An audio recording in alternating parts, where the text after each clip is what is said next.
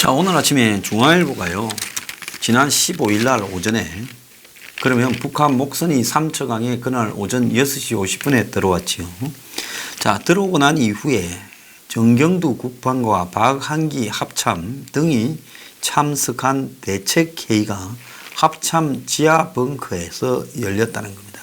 그러니까 군 수뇌부에 지하 벙커 대책회의가 있었다는 거죠. 만약에 군이 말한 대로 이것이 단순한 그냥 북한의 어선이 한국 영해로 들어와서 삼척항 근처에 표류하다가 예인을 해서 군이 발견해서 예인했다면 군 수뇌부가 벙커에서 대책회의할 만큼은 아닌 사안이죠.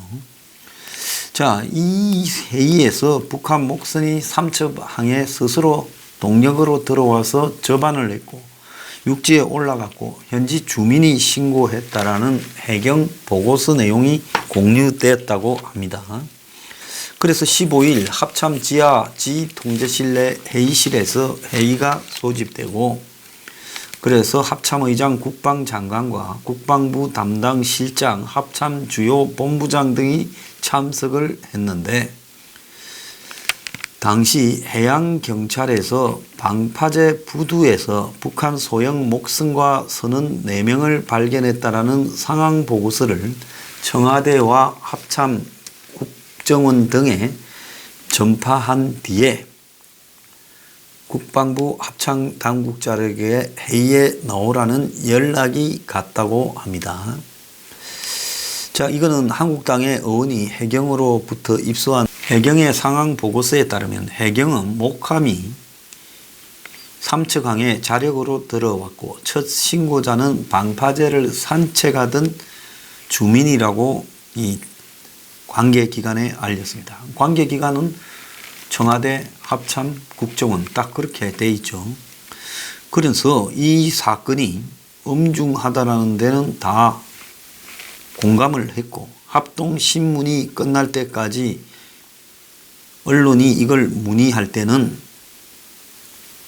현재 조사 중이다, 기다려 달라는 취지로 답변한다라고 방침이 결정됐다라고 말을 했습니다. 자, 그래서 이틀간이나 발표를 안 하고 있었어요. 그래서 회의에서 NLL과 동해를 담당하는 군 당국의 대비 태세가 허술하다라는 비판이 이렇게 나올 거다라는 이야기까지도 긴급 회의에서 군 내부에서 나왔다는 거예요. 그에 따라 합참이 전비 태세 검열실이 현장으로 나가서 해양 경계 태세를 점검하는 방안까지 마련됐고, 실제로 15일 오후에 강원도로 합참에 전쟁 준비 태세 검열팀이 나갔다라는 겁니다. 15일 오전 대책회의가 열렸다라는 점은 이 합참이 당일 북한 소형 선박의 삼척항 입항이 가지고 있는 예민함을 잘 알고 있었다는 의미인데, 그럼에도 불구하고 국방부와 합참은 이틀 뒤에 이 익명 브리핑에서 확인이 안 됐다라는 이유로 사실과 다른 거짓말을 했습니다.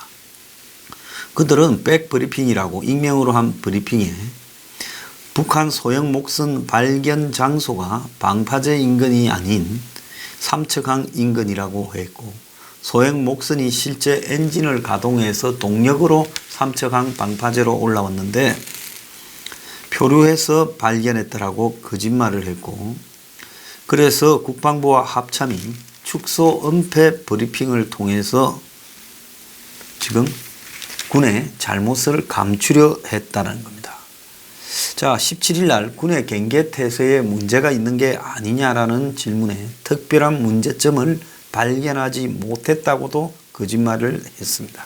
더 웃기는 거는요, 해경이 딴 데는 다 보고하면서 그 지역을 통합적으로 방위하는 책임을 가지고 있는 지역 방위 수장인 육군 23사단에게는 통보도 안 했다는 겁니다. 보통 이런 것은 관련 기관들이 다 정보를 공유해서 문제가 발생했을 때는 이 인근을 이 위수사령부, 지키는 사령부로 관장하는 23사단에 통보해야 된다. 이게 기본이에요. 그런데 그 지역의 통합방위작전 책임을 맡고 있는 23사단에 연락도 가지 않았다는 겁니다. 6시 50분에 민간인이 신고를 했고 23사단 산하 요원 한 명이 거기에 아마 23사단 소속 기무사 같은 요원이겠죠. 7시 35분에 45분 뒤에 도착해서 해경이 이 선박을 애인해서 동해항으로 끌고 가는 장면을 지켜봤다는 거예요. 23사단은 대북 상황이 발생하면 해경이나 해군을 지휘하는 통합방위작전의 책임을 맡는 사령부 역할을 하는데 45분 뒤에 들어와서 배 끌고 가는 모습을 멍청하게 지켜봤다는 겁니다. 그래서 북한 소형 목선이 삼척항 최초 발견 당시에 해경은 23사단에 제일 먼저 신고를 해야 되는데 근데 해경은 합참지휘통제실과 해군작전사 지휘통제실 등의 상황 보고서를 냈고 23사단 상황실에는 연락조차 하지 않았다는 겁니다. 그래서 해군 1함대에서 고속상황 전파 체계로 23사단에 거꾸로 연락이 갔고 23사단은 뒤늦게 이를 알았다는 겁니다. 그러니까 제일 빨리 알은 데는 누구냐? 지역의 지구대, 경찰. 경찰이 제일 빨리 주민이 112로 신고하는 바람에 알았고 경찰이 해경에 신고해서 이제 경찰과 해경이 출동을 했고 경찰이 제일 먼저 출동했고 그 다음에 해경이 출동했고 이제 요렇게 된 겁니다. 그 다음에 해군이 오고 그런 다음에 뒤늦게서 지역방위사령부가 왔다라는 겁니다. 그래서 군 관계자는 대북 상황이 발생하면 육군 23사단장이 해군과 해경을 통합 지휘하는 지역 통합방위 작전 매뉴얼이 구축되어 있다. 그래서 지난번 같이 북한의 잠수함이 발견되면 거기에 사령관이 이제 사단 사령관이 그걸 지휘해요. 왜? 이렇게 이런 대간첩 작전 비슷한 상황이 발생했을 때는 거기에서 나온 사람이 육지로 올라가고 이렇게 될 수 있으니까 병력이 제일 많은 육군이 그걸 갖다가 통합적으로 해경이나 해군을 공군 등을 지휘하도록 하는 것이 당연히 맞는 일이죠. 그런데 해경이 23사단에 연락하지 않은 것은 지금 매뉴얼을 위반했다는 겁니다. 자, 이런 매뉴얼을 숙달하기 위해 매년 화랑훈련이라는 걸 하고 있음에도 그 매뉴얼을 상황이 발생하니까 지키지도 않는 일이 발생했고 군 수뇌부는 벙커에서 저거들끼리 거짓말할 작전 짠다고 바빴다는 겁니다. 그래서 지금 합동조사단이 조사하고 있는 내용에는 왜 육군 23사단에게 연락이 되지 않고 해군이 연락을 했는지를 조사하고 있다는 겁니다. 또 육군이 북한 목성 삼척항 진입 때 끊어온 열상 감시 장비는 노후화되어서 24시간을 몽켜놓고 열상 감시 장비에서 열이 나는 모양이에요. 그래서 끊었다가 잠시 밤에만 켜놓는 일이 지금 발생하는 것 같습니다. 그런데 TOD 종류는 2형, 3형이 있는데 3형만 주야간 감시가 가능하고 여기 있던 장비는 2형이라고 지금 알려주고 있습니다. 자, 병력이 감축되고 해안선의 철책이 다 동해에 지금 제거되어 가고 있습니다. 그래서 해안 경계병도 없고 철책도 없는데 지금까지 뭘 했어요? 휴전선에 뭡니까? 휴전선에 GP나 GOP 등이 없어지고 또 해안 철책이 없어져도 전자감시 장비 체계로 충분히 할 수 있다 했는데 낡은 감시 장비만 사용해서 감시 공백이 우려된다. 이런 이야기까지 나오고 있어요. 자, 그래서 국방부가 왜 소형 목선이 이 방파제까지 오고 거기에서 상륙하고 하는 일이 발생했는가는 합동조사단을 이렇게 구성해서 지금 뒤를 조사를 하고 있는데요. 이 셀프 조사에서 진실이 규명되겠습니까? 될 리가 없죠. 자, 한국당의 나경원은 윤석열 청문회와 목성 기순 상임위원회 등에 선별해서 들어가서 그 부분을 갖다가 조사를 하겠다 이렇게 하고 있는데요. 청와대가 말을 하는 꼬라지가 웃깁니다. 북한 어선 보도가 나가는 바람에 남북 관계가 굉장히 경색됐다. 그래서 북한의 스스로 노크 기순과 다름없는 입항 기순이 언론 탓이고 이렇게 지금 이야기를 하면서 이 와중에도 국민의 분노를 갖다가 두려워하기는커녕 북한의 눈치를 보는 소극적 대응을 하고 있습니다. 자, 그래서 이 과정에서 보면 군이나 해경이나 전부 우왕좌왕을 해서 어디에도 이런 부분에 체계적으로 대응하는 컨트롤 타워가 있었던 걸로 보이지가 않습니다. 보니까 아까 제가 2부에서 말씀드렸다시피 지금 토요일 날 아침에 이 독도 윗바다에 북한 어선 한 척이 그러니까 이 NLL에서 한 50km까지 내려와서 이렇게 발견이 됐습니다. 뒤늦게서 한국에 지금 초계기가 발견을 했어요. 그래서 해경이 이 경비함을 보내서 10시 40분에 지금 이들을 확인을 했어요. 그래서 북한의 해군이 12시 10분에 남북 통신망을 통해서 우리 해군이 발견한 위치에 북한 어선이 있으니 구조해 달라고 요청을 했다는 겁니다.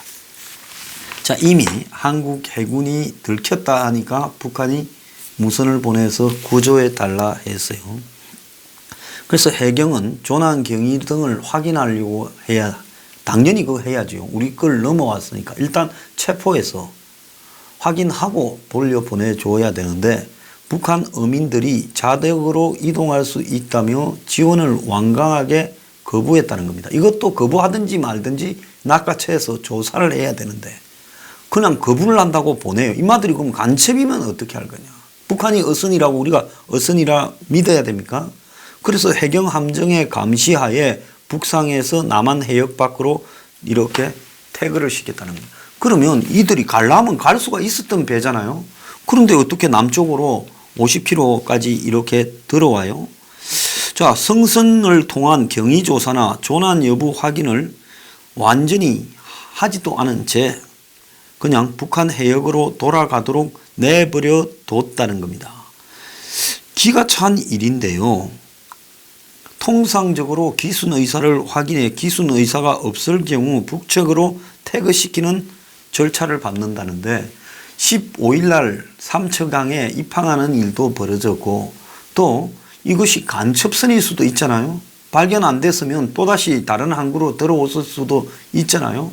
그러면 적어도 어선인지 간첩선인지에 대해서는 조사를 해야 되는데 여전히 해군과 해경은 이 선박이 어떤 경로로 남아했는지 어선인지 여부도 알 수 없다라는 이야기를 하고 해경 경비과장은 언론과 통화해서 국민일보가 보도했습니다. 북한 해군이 먼저 구조 요청을 한 것은 이번이 처음이어서 현장에서 혼선이 있었다고 말을 했습니다. 이미 한국 초계기에 발견이 되어서 해경함이 가 있는 과정에서 북한이 들켰다. 이거는 빨리 돌아오라고 지금 돌려달라고 무전을 보내서 이거 처리하자. 그렇게 했을 수도 얼마든지 있는 겁니다. 정말로 이해가 되지 않는 짓거리를 했는데요. 북한 선박이 NLL을 넘어온 사례가 60차례나 된다는 거예요. 이렇게 많이 NLL을 갖다가 올경하는 일이 자연스럽게 잦아진 데는 그동안에 한국이 지금 평화수역이니 군사회담 준순이 하면서 이런 해상의 경계성을 무력화시킨 부분이 지금 그렇게 만든 거 아닌가라고 나오고 있어요. 제가 이번에 4명이 다 기순 의사를 가지고 왔다면 그것이 보도됨으로써 남북 관계가 굉장히 경색됐을 거다. 언론에 보도되면 북한이 당장 돌려보내라고 요구할 거고 그래서 잘못 알려진 부분이 보도되면서 지금 여러 가지로 의혹이 정폭된 부분이 있다. 이래 말을 하며 남북 관계 때문에 이 사태를 덮으려고 애를 썼던 걸로 보입니다. 그래서 기순에서 올라왔다라고 하면 여기 중요한 게 장소만 중요한 게 아니라 삼척항 인근이나 방파제 위로 올라왔다라는 게 중요한 게 아니라 기순하려고 했는가 하는 여부도 지금 삼척항 인근에서 표류하다가 발견됐다면 그거는 뭐예요? 그냥 토요일 날 발견된 것처럼 넘어왔다가 뭐 고장이 나서 우리가 발견해서 북으로 돌려보냈다 하면 되는데 기순한다고 하면 북한하고의 관계에서 문제가 된다는 겁니다. 그래서 제가 생각할 때는 4명 중에 돌아간 2명이 계속 의문스럽다는데 이게 간첩선이 아니라면 저는 간첩선일 가능성도 있어요. 자, 넘어온 사람들이 지금 서 있는 자세 한번 보십시오. 그리고 심지어 경찰이 묻는데도 이래가 있고요. 손에 호주머니 손 넣고요. 이 사람들이 정상적으로 기순한 순박한 어민이라면 이런 자세나 태도를 취할 수가 없고요. 이들이 입은 옷이나 뭐 이런 것들이 처음부터 기순하려고 이렇게 작전하거나 한국에 침투하려고 하지 않았으면 이런 옷들을 입고 어선을 탔다라는 걸 이해가 가지 않는다는 겁니다.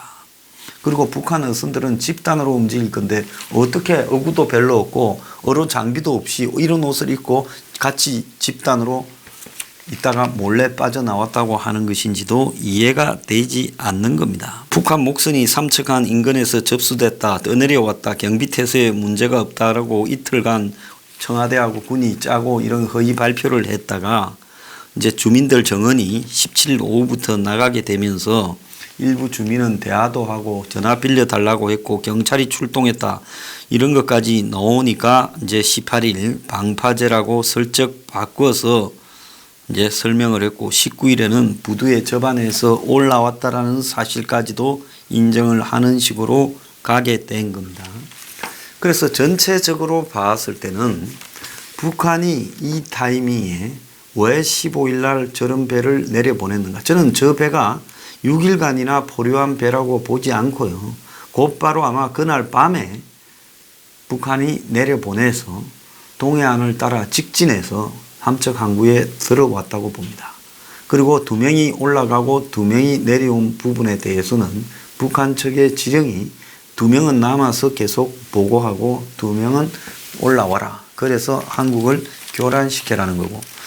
그리고 또 토요일 날 22일 한 척이 독도 부근에서 발견된 것도 너네들도 계속 앞에 배처럼 또 진입을 시도해라. 이런 이야기를 들었을 거라고 봅니다. 들키면 우리가 표류하고 있던 배라고 무전 때릴게. 자, 앞에 배는 그렇게 안 한 게 방파제까지 접안했으니까 목적을 달성한 거예요. 꼬리낸 거예요.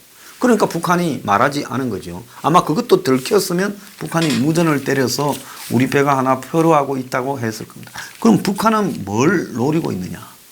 자, 군사회담이 이렇게 진행되면서 남쪽이 얼마나 지금 경계태세가 무너졌고 지금 남쪽의 군이나 해군이나 해경이 얼마나 엉망인가.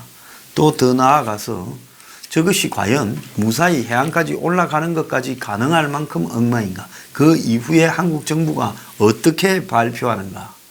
또 한국 군이나 이 경찰이나 해경이나 안보 태세가 어떤가를 테스트하는 부분에서 100% 성공을 거두었다. 이 자식들 이제 개판 오부전이 다 됐네. 우리가 뭐 본격적으로 고속 잠수정이나 이런 걸 보내면 그냥 뭐 판판이 뚫리겠네. 지금 이렇게 된 겁니다. 그래서 지난 주말 주초 문재인의 지지율이 내려간 게 이런 부분이 좌우됐다고 보는데요. 자, 문재인은 이런 상황에 대해서 전혀 의식을 하거나 얼마나 심각한지를 알지 못한 채 주말에 기생충 영화를 보러 갔다고 봅니다. 저는 그야말로 국방 예산을 47조씩이나 쓰면서 이딴 짓거리를 하는 대한민국의 한마디로 국방의 핵심 인물들이 국가 예산을 좀먹는 기생충이라고 보고 있습니다. 자, 국방부의 북한 어선 축소 발표에는 청와대가 개입할 가능성이 저는 거의 확실하다고 보고요. 지금 이 배에서 벌어진 여러 미스터리는 반드시 확실히 규명이 되어야 된다 생각하고 있습니다. 자, 한국당은 이 일과 관련해 해당 상임위에 들어가서 진실을 규명하겠다, 국정조사하라, 대통령이 국방문란에 대해 사과하라, 또 어제는 국회 본관에서 5천 명을 불러다가 시도했습니다. 다 좋은데요. 중요한 것은 이 한국당이 여러 가지 자료들을 통해서 지금 이 정권이 6월 말에 트럼프가 오고 트럼프가 또 북한의 DMZ에 지금 가서 연설을 하고 그리고 한 7월 초쯤에나 미북 회담이 성사가 되고 또 아직까지도 기적적으로 김정은이가 문재인을 만나러 판문점으로 내려오고 이런 꿈을 꾸고 있는 상황 속에서 북한 어선이 한 척 저렇게 온 부분은 매우 귀찮은 일이 발생했다 생각을 해서 그저 북한의 심기, 이것이 심기 내용 중에 간첩선일 수도 있다라는 부분을 생각을 했어야 되는데 그저 북한의 심기만을 신경 쓰다가 타이밍을 놓치고 지금 거짓말을 낳고 있는 상황이 초래되었다고 봅니다. 자, 그래서 한국당은 여기에 결정타를 먹일 수 있는 새로운 내용을 파악해야지 그냥 이 사안에 대한 규정만으로 가서는 안 되고요. 워낙 허술하게 일 처리를 했기 때문에 곳곳에서 청와대가 이 사안을 덮으려고 했고 왜곡시키려고 했다라는 것이 드러날 거라고 보고 있습니다. 이 사안은요, 한마디로 한국의 경계태세를 떠보기 위한 북한의 간첩선이었다. 저는 그렇게 보고 있습니다.